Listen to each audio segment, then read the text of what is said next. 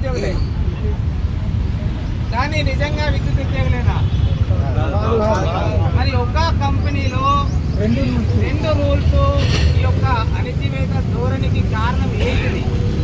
మనలో ఐకమత్య లోపమా, మన యొక్క సరైన నాయకత్వ లోపమా ఏంటనేది మీరు ఆలోచన చేసుకొని, ఇంతమంది కూడా దఫాలుగా మీరు సమ్మె కాడికి తీసుకుపోయినారు, చాలా అవాస్ పాల్పడ్డారు, ఎన్నో విజయాలు సాధించుకున్నాం.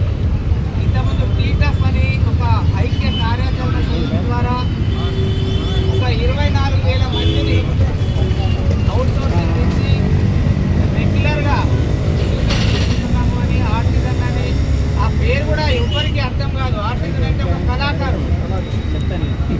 మీరు అర్థం చేసుకోండి ఏ రకంగా. ఇప్పుడు మనకు కంపెనీ యాక్ట్ ఎప్పుడో బ్రిటిష్ కాలం నాటి చట్టాలను మనకు పెట్టి ఇప్పుడు మనకు స్వతంత్రం వచ్చి 77 సంవత్సరాలు వేస్తున్నా కూడా ఇంకా ఈ శ్రమ దోపిడీ జరుగుతుంది. దీన్ని కలిసికట్టుగా మనం ఎదుర్కోవాలి. దీన్ని ఇప్పుడు కాకపోతే ఎప్పుడు సాధ్యం కాదు, గుర్తుపెట్టుకోండి. ఈ యొక్క పోరాటాన్ని మీరు ఇదే విధంగా కంటిన్యూ చేయండి. మేమందరం కూడా మీతో కలిసి వస్తాము. మనం అందరం కలిసి ఉంటేనే యొక్క ఏ సమస్య మళ్ళీ కొత్తగా అన్మ్యాన్ అన్నాడు. మీరు ఒక్కసారి ఆలోచించండి, ఏ ఆర్టిజన్ కానీ అన్మ్యాన్, అసలు అన్మ్యాన్ అంటే మనిషే కాదు. ఇంత దారుణం అంటే మనల్ని ఎంత దారుణంగా అన్మ్యాన్ లేని, ఒక ఆర్టిజన్ లేని ఈరోజు వ్యవస్థ ఒక్క అడుగన్న ముందుకేయగలుగుతుందా? మరి అటువంటి కీలక పోస్టుల్లో ఉన్న అన్మ్యాన్ కానీ ఆర్టిజన్లను కానీ క్రిస్టియన్ వర్కర్ ఇంటింటికి తిరిగి బిల్లులు కొడతారు. వీళ్ళు ఎవ్వరు లేదంటే క్రియాశీలకంగా కింది స్థాయిలో పనిచేసే వాళ్ళకి మనం ఇచ్చే గౌరవం ఇదేనా? రెగ్యులర్ ఉద్యోగులు నేను ఒకరిని కించపరచండి, దయచేసి అర్థం చేసుకోండి. ఇవాళ రెగ్యులర్ ఉద్యోగులు అందరూ మనశ్శాంతిగా ఉంటున్నారంటే కారణం ఎవరు? అన్మ్యాన్ కానీ ఆర్టిజన్ కానీ కానీ అందరూ వీళ్ళందరూ సమిష్టి కృషి చేస్తేనే ఈరోజు సంస్థ ఇలా అవార్డు తీసుకుంటుంది. మేనేజ్మెంట్ ఎవరి పుణ్యంగా తీసుకుంటుంది? మరి మీరందరూ కష్టపడితేనే కదా మనకు ఒక యాజమాన్యానికి పేరు, మన ఇంప్లిమెంట్ కంపెనీకి పేరు. మీ దగ్గరికి వచ్చేసరికి జీతాలు లేవు, పైసలు లేవు అంటున్నారు. ఎవరిని తప్పు?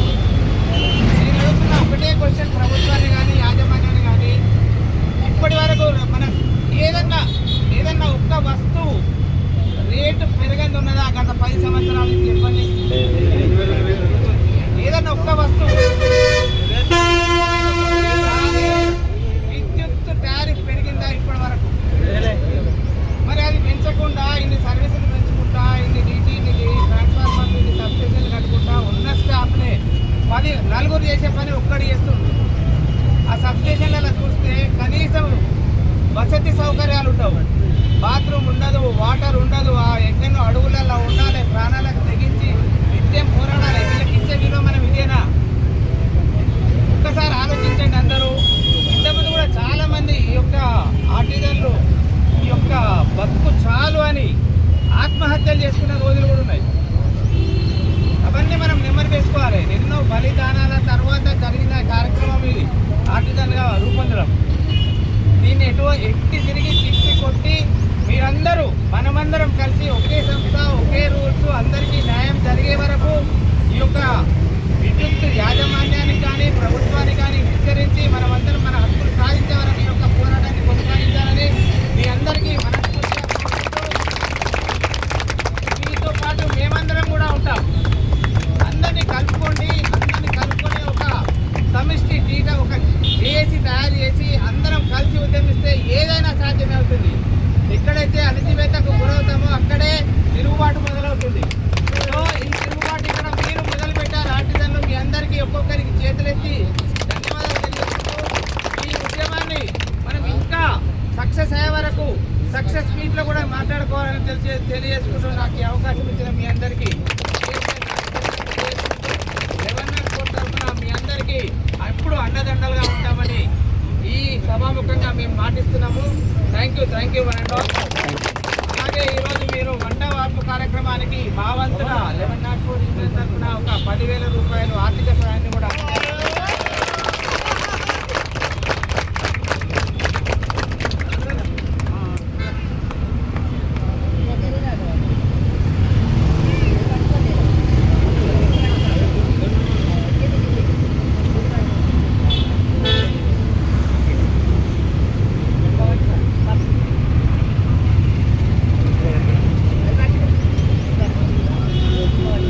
ఎవరు తీసుకునేది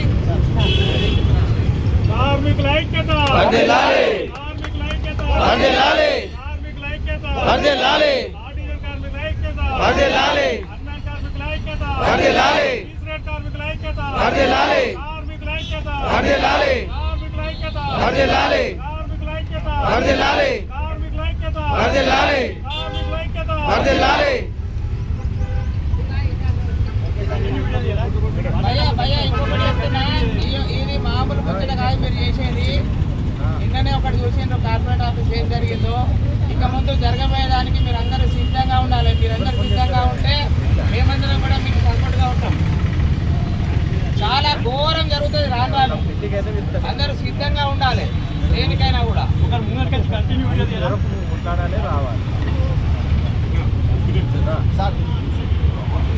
క్రిష్